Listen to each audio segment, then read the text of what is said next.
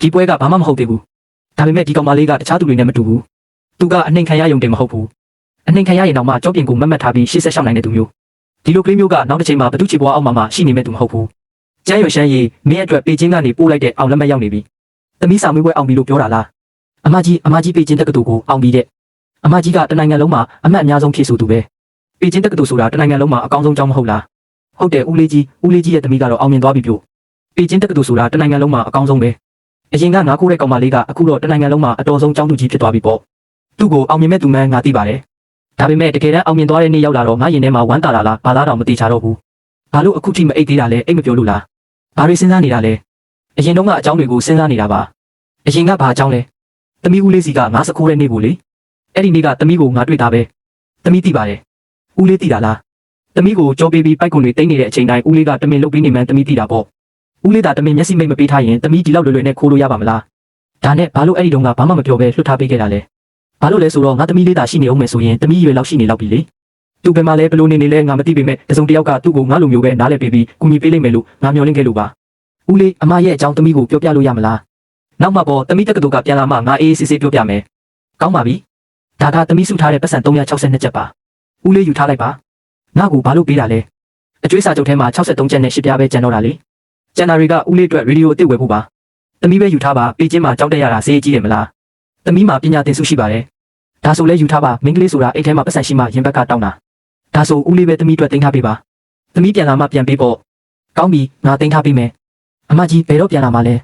စောင်းရတီကြောင်းပိတ်ရင်ပြန်လာခဲ့မယ်စောင်းရတီကဘယ်လောက်ကြာမှာလဲ၄လဆိုတာ120တောင်ရှိတယ်နော်မောင်လေးစာကိုစူးစမ်းပြီးဖတ်နော်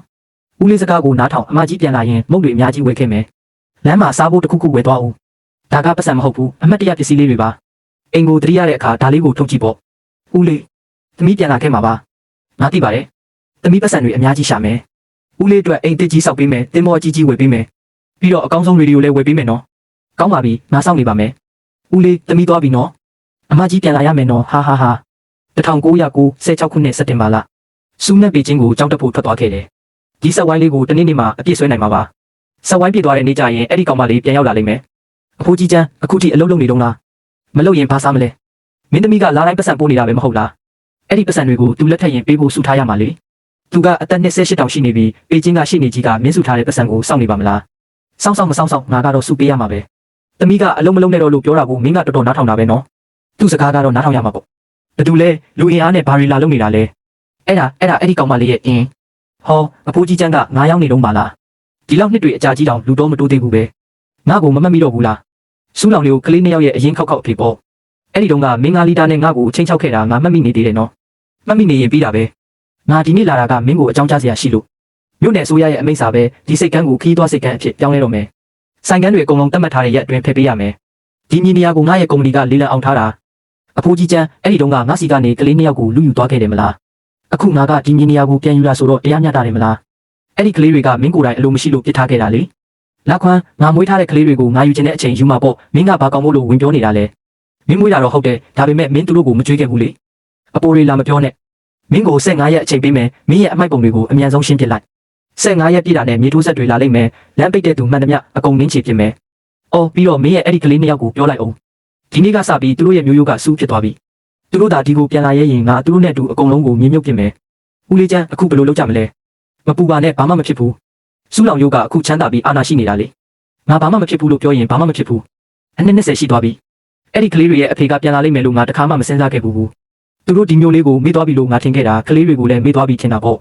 ဒါပေမဲ့သူတို့မမေ့ကြသေးဘူးငါအုံမင်းပြီးဘာမှမလုပ်နိုင်တော့တဲ့အချိန်ကိုစောင့်နေခဲ့ကြတာပြန်လာပြီးအရာအလုံးကိုလူယူဖို့ပေါ့အနှစ်20ဒီတစ်တာလေးထဲမှာငါဘဝရဲ့အရေးကြီးဆုံးအရာတွေရှိတယ်အဲ့ဒီကောင်မလေးရဲ့အကျွေးစာချုပ်သူ့ရဲ့စာမေးပွဲအောင်လက်မှတ်ပတ်စံပိုးခဲ့တဲ့စာရွက်တွေပြီးတော့အနှစ်20လုံးငါရေးခဲ့တဲ့မှတ်တမ်းစာအုပ်2006ခုနှစ်စူးလောင်ရိုးပြန်ရောက်လာတယ်စိတ်ကန်းကိုဖျက်ဆီးမဲ့တဲ့ဒီຢာတွေကိုအရင်ကတင်ထားတာကငါအိုလာရင်လွမ်းဖို့အတွက်ပေါ့ဒါပေမဲ့အခုတော့ဒါတွေကအမတ်တရတင်မကတော့ဘူးသမီးရေအဲ့ဒီကလေးရဲ့အဖေပြန်လာပြီစိတ်ကန်းကိုဖျက်မဲ့တဲ့ဦးလေးကိုနှင်ထုတ်နေတယ်ငါဘယ်လိုလုပ်ရမလဲသမီးငါအနှစ်20လုံးစောင့်ခဲ့တာအဲ့ဒီကောင်မလေးပြန်လာမဲ့နေ့ကိုပေါ့ဒါပေမဲ့ तू ပြန်လာတဲ့အချိန်မှာစိတ်ကန်းလည်းမရှိလှေလည်းမရှိငါလည်းမရှိတော့ဘူးဆိုရင် तू ဘယ်လောက်စိတ်မကောင်းဖြစ်လိုက်မလဲငါ10နှလုံးလုံးတောနေပြီးရှာခဲ့ပေမဲ့ငါသမီးလေးကိုရှာမတွေ့ခဲ့ဘူးဒါပေမဲ့ကြံတဲ့အနှစ်20မှာတော့တခြားသမီးတယောက်ကိုငါရခဲ့တယ်သူကငါ့ကိုဦးလေးလို့ခေါ်တယ်သူကြီးလာရင်ငါ့ကိုတစ်သက်လုံးစောင့်ရှောက်မယ်လို့ပြောခဲ့တယ်အခုသူကြီးပြင်းလာပြီးပေချင်းကရှိနေကြီးဖြစ်နေပြီလေ သူပြန်လာတဲ့အချိန်မှာသူ့ဖေကခွေးတစ်ကောင်လိုနှိပ်ထုတ်ခံရတာမျိုးငါမမြင်စေချင်ဘူးဒါကိုငါဘာသာပဲရင်ဆိုင်ရမယ်သမီးဦးလေးဒီတခါတော့တောင်းခံနိုင်ပါမလားမသိတော့ဘူးဒါပေမဲ့စိတ်ချပါဘသူကမှသမီးကောင်းပေါ်တက်နှင်းခွင့်မပေးဘူးဒီစိတ်ကန်းကသမီးအပိုင်ဒီလေးကလည်းသမီးအပိုင်ပဲဦးလေးရဲ့အသက်ကလည်းသမီးအတွက်ပဲဘသူကလူယူခြင်းလဲငါရဲ့အယိုးစုပ်တွေကိုအရင်ကြော်သွားခိုင်းလိုက်အဖိုးကြီးချမ်းမင်းပါလို့အခုထိမဖယ်သေးတာလဲဒီနေ့လေသူတို့လာတော့မှနော်ငါအိမ်မှာလာနေပါလားနီးလက်ရှာကြတာပေါ့မလိုပါဘူးဒါဆိုမင်းဘယ်လိုလုပ်မလဲငါလည်းမသိဘူးသူ့ကိုတော့တော့မပြောနဲ့အောင်တော့ဘာလို့လဲဆိုတော့သူကပေချင်းမှာအလုပ်ကြီးတွေလုပ်နေတာလေစိတ်မရှုပ်စေချင်ဘူးလိုင်လာဒီနေရာကနေငါမဖယ်ဘူးလားဟိုးနောက်ကမြေထိုးဆက်ကိုကြည့်လိုက်အောင်ဒီနေ့မှမဖယ်ရင်မင်းရဲ့လှေစုပ်ကြီးနဲ့အတူအကုန်တိုက်ဖြတ်ဖြစ်မယ်အဲ့ဒီကားမဲကြီးရက်လိုက်တဲ့အချိန်မှာငါနှလုံးခုန်တန်တွေခဏရက်သွားတယ်အနှစ်20ငါတခါမှမမြင်ဘူးတဲ့အဝတ်စားလှလှလေးတွေဝတ်ထားပေမဲ့အဲ့ဒီမျက်လုံးတွေကတော့အရင်တိုင်းပဲမျက်ခုံးပေးကမဲ့လေးလေးရှိနေတော့မယ်အဲ့ဒါသူပဲဦးလေးသမီးပြန်လာပြီမင်းကစူးနဲ့ပါလွန်ခဲ့တဲ့အနှစ်20ကဦးလေးအလိုမရှိပဲစွန့်ပစ်ခဲ့တဲ့သမီးပေါ့မင်းဘာလာလောက်တာလဲဦးလေးပိုင်တဲ့အရာတွေကိုပြန်ယူဖို့လာတာနင်းကတော့နောင်တရရမယ်စူးလောင်ရိုးတေချာနာထောင်ပထမအချက်ဒီစိတ်ကန်းရဲ့ပိုင်ဆိုင်မှုကိုလွန်ခဲ့တဲ့လောက်ဝက်ကလေးကကျွန်မဝယ်ယူပြီးသားမြို့နယ်အစိုးရရဲ့စာရွက်စာတမ်းတွေကဥပဒေနဲ့မညီညွတ်ဘူးအဲ့ဒါကိုကျွန်မတိုင်ချက်ဖွင့်ထားပြီးပြီဒုတိယအချက်ဒါကရှယ်ယာလွှဲပြောင်းတဲ့စာချုပ်ဒီစိတ်ကန်းရဲ့ပိုင်ဆိုင်မှုအလုံးကိုကျွန်မဦးလေးစီလွှဲပေးလိုက်ပြီဒီနေ့ကစပြီးသူကဒီနေရာရဲ့ပိုင်ရှင်ပဲတတိယအချက်ဒါက1986ခုနှစ်ကဦးလေးရဲ့ဇနီးအသက်ခံရမှုနဲ့သမီးလေးအခိုးခံရမှုရဲ့အမှုတွဲတွေပြီးတော့1986ခုနှစ်မှာကျွန်မနဲ့မောင်လေးကိုစွန့်ပစ်ခဲ့တဲ့အထောက်အထားတွေစေးမှတ်တမ်းတွေတက်တွေအဲ့ဒီတုန်းကအကျွေးစာချုပ်ဦးလေး20လုံးရေးခဲ့တဲ့မှတ်တမ်းစာအုပ်စူးလောင်လို့ကျွန်မဒီနေ့လာတာရှင်နဲ့ရန်ဖြစ်ဖို့မဟုတ်ဘူးရှင်ဦးလေးကိုကျွေးတင်ခဲ့တာတွေကျွန်မနဲ့မောင်လေးကိုကျွေးတင်ခဲ့တာတွေအဲ့ဒီအကျွေးတွေအကုန်လုံးကိုဒီနေ့တခါတည်းဆက်ခိုင်းဖို့လာတာဒီကောင်မလေးကသူပြန်လာတာနောက်ကျသွားတယ်လို့ပြောတယ်ဒါပေမဲ့သူပြန်လာတာအချိန်ကြိုက်ပါပဲလွန်ခဲ့တဲ့အနှစ်20က9ရောက်တဲ့ဆိုင်ရှိမှာဒူးထောက်ပြီး90ချက်ချီးခဲ့တဲ့ကောင်မလေးအနှစ်20ကြာမှာတော့ငါရှိမှာရက်ပြီးစိတ်ကန်းတစ်ခုလုံးကိုငါစီပြန်ပေးခဲ့ပြီဒီကလေးကျေးဇူးမမေ့ဘူးပဲနေလိုကောင်မလေးကတော့ယူနေပြီလားဒါနဲ့အဖေရင်လေအဖေရင်ဟုတ်လားလွန်ခဲ့တဲ့အနှစ်20ကကျမရဲ့အသက်ကပတ်စံကိုလူသွားတဲ့အချိန်တုန်းကရောရှင်ကကျမဖေလို့စဉ်းစားခဲ့ဘူးလားအားလုံးပဲနားထောင်ပေးကြပါဒီနေ့ဒီခွင့်ရင်းနဲ့ကျမအကြောင်းအရာတချို့ကိုရှင်းပြချင်ပါတယ်ဒါက1986ခုနှစ်ကစေယုံမတန်းပါကျမမောင်လေးစုချန်အဲ့ဒီတုန်းက9နှစ်ပဲရှိသေးတယ်အဆုတ်ရောင်ပြီးကိုပူချိန်ကြီးနေတာ3ရက်ရှိပြီးစေယုံကသာ1ရက်နောက်ကျပြီးပို့ခဲ့ရင်လူရှိလို့မှမဟုတ်ဘူးဒါကဦးလေးချမ်းရွှေရှမ်းရဲ့မှတ်တမ်းစာအုပ်1986ခုနှစ်စက်တင်ဘာ12ရက်သူကျမ9ကိုတဲ့အချိန်ကိုပထမဆုံးစတင်မှတ်တမ်းတင်ခဲ့တယ်နောက်ပိုင်း3လလုံးသူနေလိုက်မှတ်ထားခဲ့တယ်ကျမဘယ်ချိန်လာလဲဘာဝတ်ထားလဲမျက်နှာမှာဒဏ်ရာပါသလားဆိုတာတွေကိုပေါ့ဘာလို့လဲဆိုတော့သူကရဲရရှိဟောင်းတယောက်မို့လို့ပဲတက်တည်ဆိုတာဘယ်လိုထားရမလဲသူသိတယ်ဒါက1995ခုနှစ်ကအလဲတန်းကျောင်းရဲ့အပြစ်ပေးမှုမှတ်တမ်းကျောင်းကကျမကိုမတရားဆွဆွဲတုန်းကဦးလေးကညာရင်းချင်းမိုင်ပေါင်းများစွာစီးလာပြီးကျမအတွက်တရားမျှတမှုရှာပေးခဲ့တယ်ဒါတွေကကျောင်းမှာကြံခဲ့တဲ့မှတ်တမ်းတွေနဲ့တောင်းပန်စာတွေပါပြီးတော့ဒါက1986ခုနှစ်ကအမှုတွေကျမဦးလေးကျန်းရွှေရှမ်းကအဲ့ဒီတုန်းကစုံထောက်ဖွဲ့ရဲ့ထိတ်တန်းစုံထောက်တယောက်ပဲလူကုန်ကူးတဲ့အမှုကိုလိုက်ရင်းနဲ့လူဆိုးတွေရဲ့ရန်ညှိုးဖွဲ့မှုကိုခံခဲ့ရတယ်ဇနီးတဲ့အသက်ခံရပြီး9နှစ်အရွယ်သမီးလေးခိုးခံလိုက်ရတယ်သူ့ပိုင်ဆိုင်မှုတွေအကုန်ပုံပေါ်ပြီးသမီးကို10နှလုံးလုံးလိုက်ရှာခဲ့တယ်ဒီစိတ်ကမ်းမှာသူရနာခဲ့တာကရှာမတွေ့တော့လို့မဟုတ်ဘူးဒီနေရာမှာတခြားသမီးတယောက်ကိုသူစောင့်နေခဲ့လို့ပဲ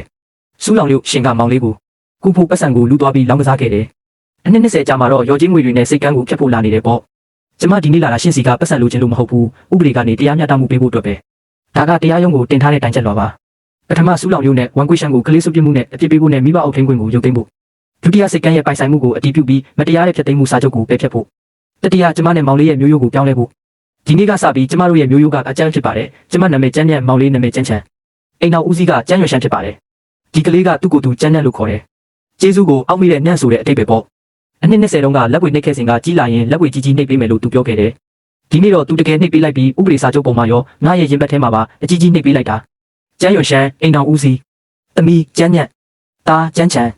အဖေဒါကလက်ဝဲကြီးကြီးပဲမဟုတ်လားကောင်းတယ်1986ခုနှစ်သမီးလေးပျောက်သွားတဲ့နေ့ကစပြီးငါအိမ်တလုံးကိုစောင့်နေခဲ့တာဒီနေ့တော့ငါတကယ်ရသွားပြီအဖေဘာလို့အဖေမဖတ်တာလဲငါလက်တွေတုံနေလို့ပါကောင်းကောင်းမဖတ်နိုင်တော့ဘူးအဖေအဲ့ဒီတုန်းကသမီးပထမဆုံးငါကိုတဲ့နေ့ကလေဦးလေးတွေ့ရတာနဲ့ဘာလို့ဖမ်းမဆွဲခဲ့တာလဲဖမ်းစရာလားသမီးယူသွားတာကရောက်မကုန်တဲ့ငါးစုပ်လေးတွေပဲလေတန်ဖိုးရှိတာမှမဟုတ်တာဒါပေမဲ့အဲ့ဒါကခိုးတာလေအဖေရဲ့အဲ့ဒါခိုးတာမဟုတ်ပါဘူးအဲ့ဒါကအသက်ဆက်ဖို့ကြိုးစားတာပါလူတစ်ယောက်ကအသက်ရှင်ဖို့ခက်ခဲနေချိန်မှာတခုခုကိုယူတာကခိုးတာမဟုတ်ဘူးအသက်ရှင်ဖို့ရုန်းကန်တာပဲခေါ်တယ်အဖေအဲ့ဒီတုန်းကသမီးအပြင်းထန်ဖျားနေတုန်းကဦးလေးသမီးကိုလှေပေါ်တင်ပြီးဆေးတိုက်ခဲ့တာလေအဲ့ဒီဆေးကခါလိုက်တာမှလွန်ရောပဲခါလဲတောက်ရမှာပေါ့မတောက်ရင်သမီးအသက်ပဲရှိတော့မလဲအဖေကျေးဇူးတင်ပါတယ်နော်အိုးငါကလေးရဲ့ငါတို့ကမိသားစုတွေပဲလေကျေးဇူးတွေဘာတွေပြောမနေပါနဲ့အဖေနှစ်သက်မှာပျော်ရွှင်ပါစေသမီးလေး